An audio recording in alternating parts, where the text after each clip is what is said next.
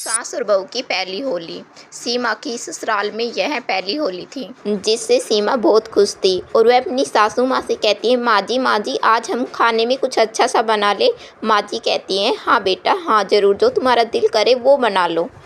इतनी ही देर में गीता सीमा के पास आ जाती है। अरे सीमा कहाँ हो सीमा? क्या हुआ गीता दी? सीमा क्या बात है, तुम अपने मायके नहीं गई? तुम्हें पता है ना पहली होली सास और बहू एक साथ नहीं बनाते, अब शगुन माना जाता है।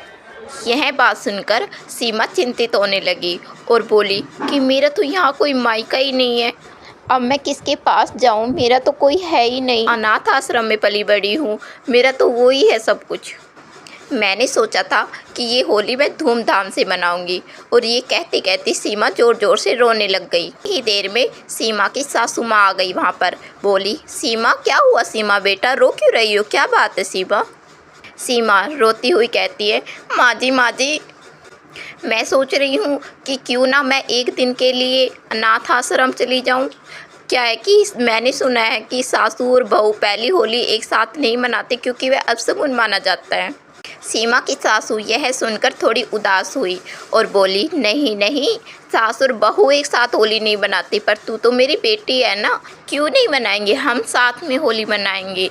ये बात सुनकर सीमा की आंखों में से खुशी के आंसू आने लगे। अगले ही दिन सासू और बहू खुशी से होली बनाते हैं और खूब डांस करते हैं। इसलिए इन अंधविश्वासी बातों के चलते हुए आप अपनों का साथ कभी ना छोड़ें। हैप्पी होली।